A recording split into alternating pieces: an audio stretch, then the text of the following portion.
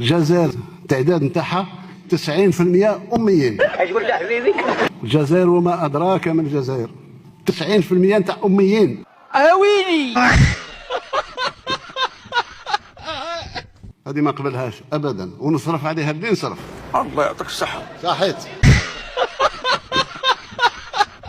تركنا الوضع، يعني كونوا مطمئنين وضعنا صباع على الجرح. أكبر الله عليا. الله يبارك فيك.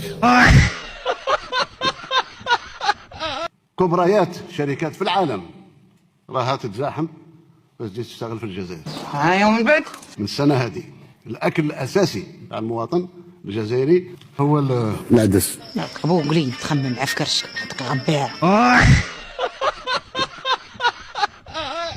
بالنسبة للشباب نتاعنا درت لهم النيف، عايرتهم، خلاص. اش قال؟ ما قالتش كلمة لعبنا الى با دي لو فو. بالنسبة للتنمية فيه جزائريين محرومين مقهورين. الا ما تقولهاش. عيب علينا، عيب وعار أن من بعد استقلالنا فيه ناس تسكن في الصفيحة وتسكن في رواد عيناك الله على الدولة.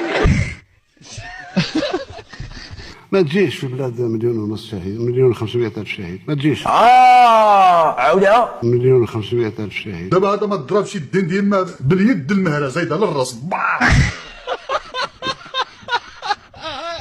سبق لي وقلتها وزيد نكررها امام ممثلي الامه. وصلنا الى عدد تاع شهداء 2,200,000. الا عود الحساب صابون. مرحبا على الراس والعين.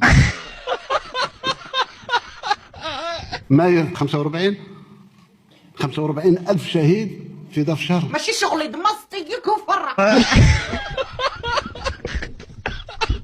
من نهار اللي دخلت فرنسا عندنا هنايا 5,630,000 شهيد. شكون الارقام موجوده، الله يخليها قاعده فك. لان الارقام ما تكذبش. النهار اللي دخلتوا عندنا كنا 4 ملايين جزائري. بزاف. تهنينا خلي السرجان مش عيب يعاود لينا. ايوا واش في قرن ونص زادوا الجزائر التعداد تاعهم غير 3 ملايين واش؟ ما كانتش عندك المكانه ديال الماء. معنى هذه اجيال واجيال واجيال اللي تقضى عليها. اي ما كانش عندك المترو.